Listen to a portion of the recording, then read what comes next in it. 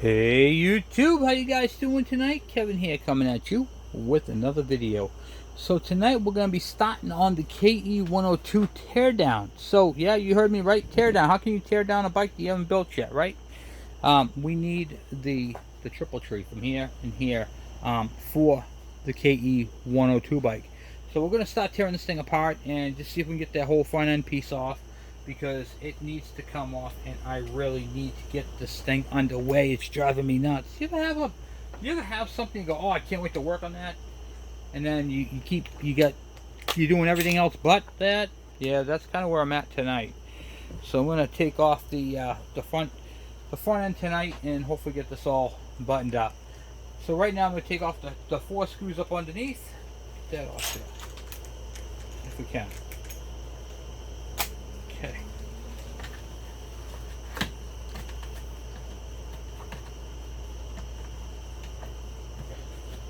Oh yeah, these bolts are in there.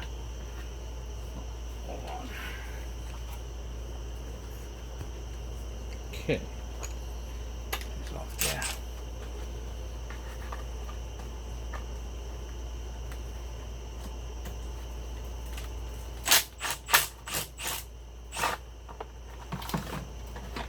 Alright, front fender is off. Ooh, and I'm going to take the screws that I've taken off, because these all have to be cleaned and washed and all that. So right now I'm going to screw them back up and in there so I don't lose them. Okay, I'm kind of moving just everything out of the way. So right now I'm going to take off the 4 bolts for the handlebars. You see those are located right here. 12mm socket.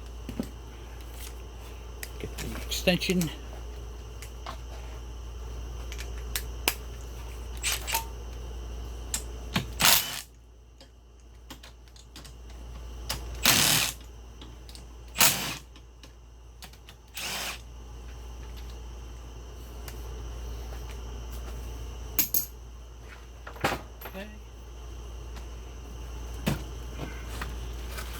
Right, clear up out of the way, and then we're going to turn this thing right towards us,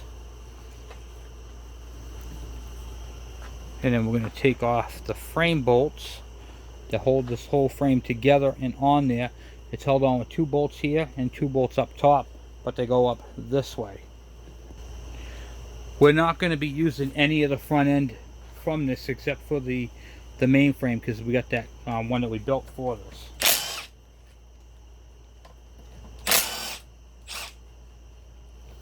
Now these 2 bottom ones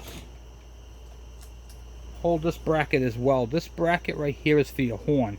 Your horn actually mounts there. But I'm going to throw these back in here so I can put it off to the side. And I have a little tech tip. When you're taking apart something like this and you can't put the screws and stuff back into it, these out of an old toolbox come in handy. You know what I mean? So you can put these little trays right in there, and now I could set the stuff in there as I take it apart. Realistically, what I'd like to do is keep all the parts and pieces, anything I can screw back into it. So we're going to take off the 2 top screws and see if we can pull that whole piece down. Alright, let's get that zapped off.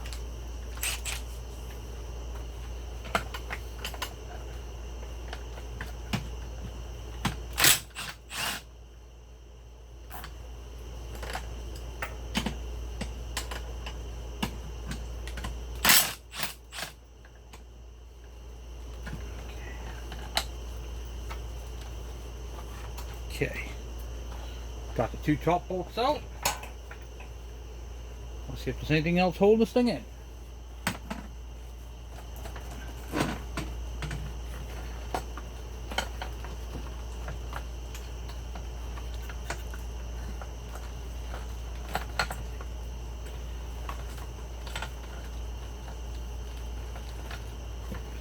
There is a metal bracket.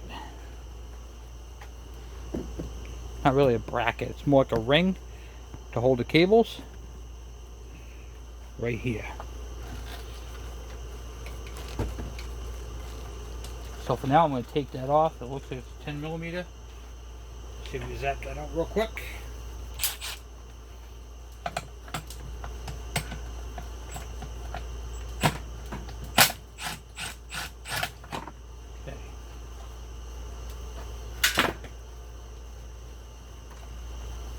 Take that off after.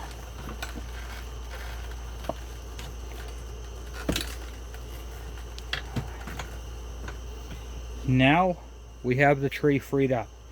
I'm going to show you guys this. This bike's been sitting for a while, and when you go to rotate this bike, you can't really see it, but you can feel all the bearings in it. It's not smooth. Okay, it's very rough. And it takes a lot of effort to turn it. So we're going to be taking this whole thing apart. Now, the bearings that are up in here are all loose. So this is going to be a tricky one, but I'm going to show you guys how I do it.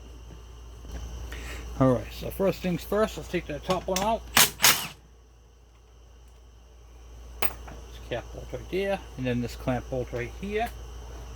That top one was a 17mm, by the way, in case you need to reference that, know what it is. Now this right here is the clamp one. This right here clamps this to the shaft. You don't need to take it all the way out, but it'll free it up so you can move it back and forth. See how the top is moving, the bottom's not, the bottom's staying stationary. This right here will come out, because we're going to pressure wash this and then we're going to paint it tomorrow. Okay, so we got that out. That's it for that. This is the tricky part, because there's a lot of ball bearings and they're loose. Okay, and they're underneath this. You're going to need a spanner wrench, they call it, or a pair of channel lock pliers, but I think I have the spanner wrench for this. Okay, the spanner wrench is actually in my KE100. And I'm not going to go get, but this is what a spanner wrench looks like. It's got this little piece on it, and you stick it on there, and it goes into one of these grooves. But I don't have a spanner wrench here to fit that at the moment, so I'm going to use my one size fits all spanner wrench, my snap-on pliers, bring it to lock, and then comes right loose. Okay, just like that. All right, now let me show you guys a little trick. Okay. I use mini bungee cords to hold up all kinds of things. Mini bungee cords can be actually used as a third hand, which comes in handy. So this is actually going to put pressure holding it up so the bearings don't come cascading down. And that's the problem with these when you go to take them apart. And then you end up mixing the bearings up. So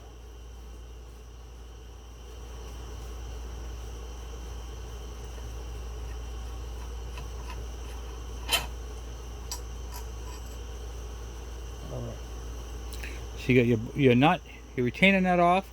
This is a dust cap, and it also keeps the water out of the bearing. We have to use all this stuff. Okay, see the bearings, how they're loose? Now, I leave it just like that. I'm going to use my magnet. Second. I'm going to use my magnet to retrieve the ball. So, sorry about that.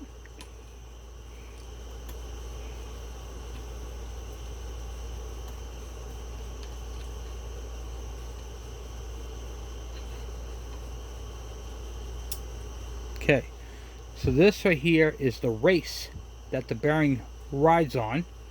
And you can see in here, there's all the bearings except for the ones I just pulled out. And you can see how they're all loosey-goosey right there. Look at that, huh? All the loose bearings. I'm going to extract those all real quick. Hey YouTube, how you guys doing? Kevin here, coming back at you with another video. This is part 2 of what you guys just watched. For some reason my camera quit, and I couldn't do it. So anyway, we're back on the bearings, and we're going to extract all these bearings from up inside here. This grease is very dry and very hard. So we're going to extract all these ball bearings, and after we get them all out, we'll separate them, go from there. I'm using a magnet to pull them out, keeping a very close eye on what I got.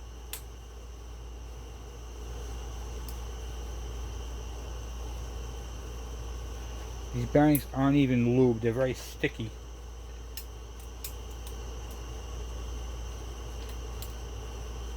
See, it just comes right out just like that.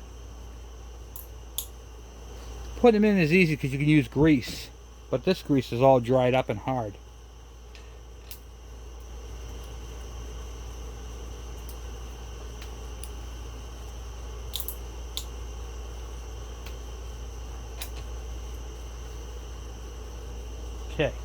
Now I got all the bearings out of there.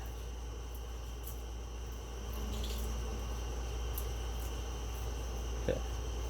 I'm gonna make a pile in here of all my bearings. Okay, so all my bearings are now in my magnetic tray.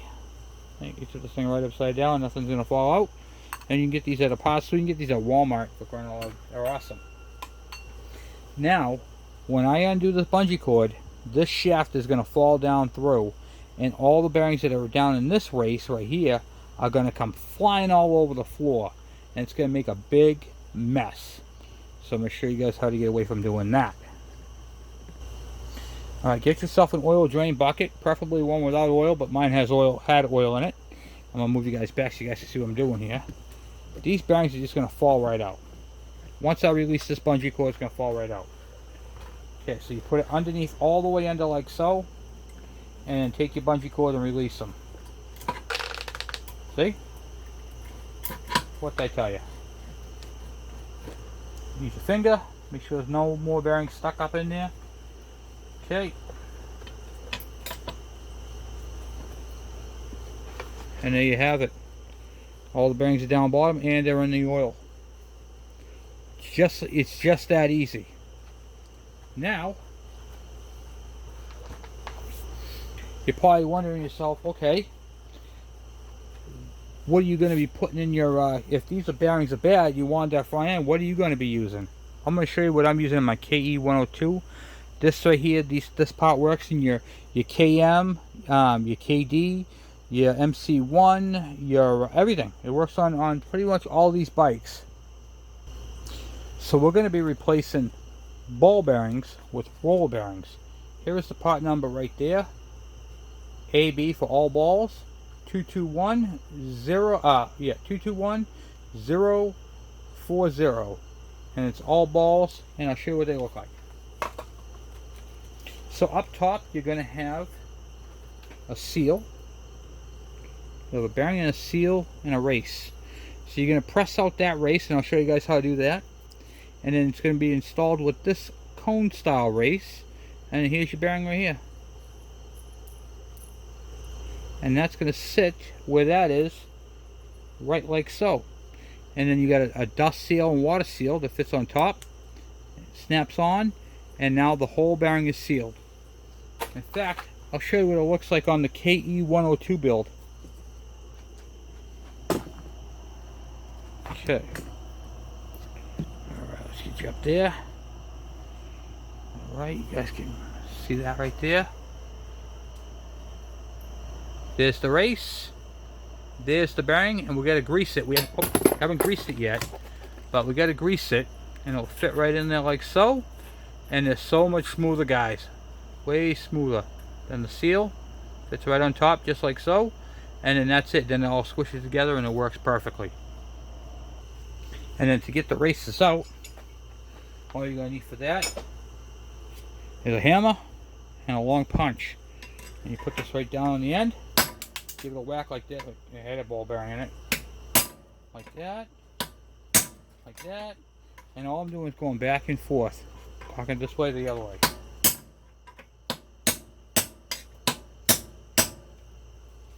And that should be just about out.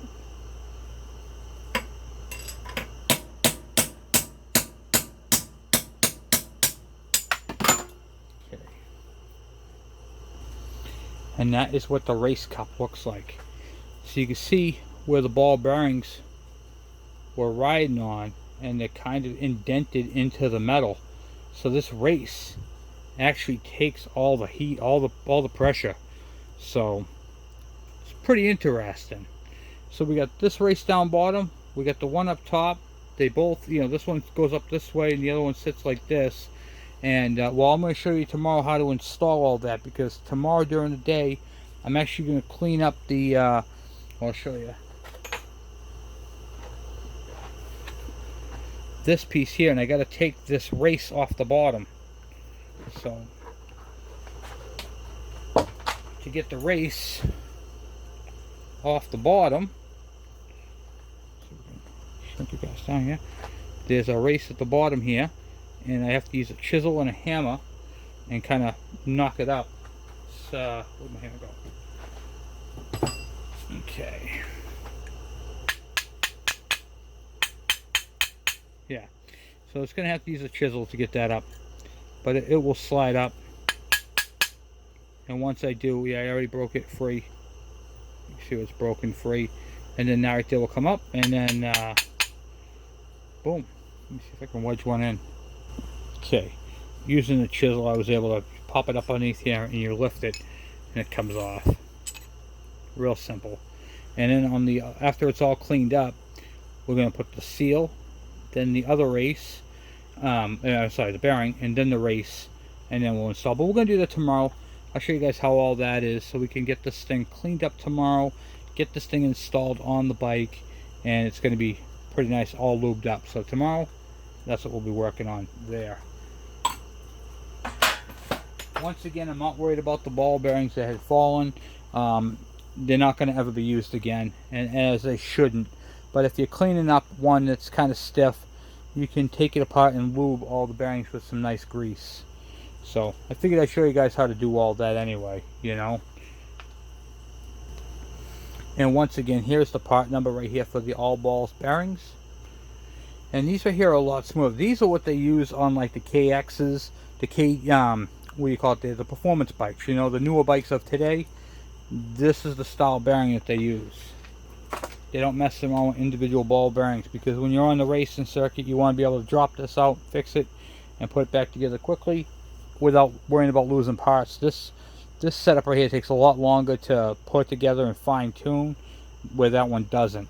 So I'll show you guys how to do that and preload, what all that means and what all that is. And once again, guys, if you guys have a chance to get over there and check out Todd's, what do you call it, their GTZ garages. There's his information right there again. So I had the cart sitting over there. I figured I'd give him another shout out right there. Had a lot of good parts that he sent me. So it's very much appreciated. So, and that's pretty much it. So I'm sorry the video came out in 2 parts. I literally started taking it apart, and my phone messed up and I couldn't record with it. So I'm quite tired. It's quite late, so I'm going to call it a night. Hope everybody has a good night, and I will talk to you guys tomorrow. I'm out.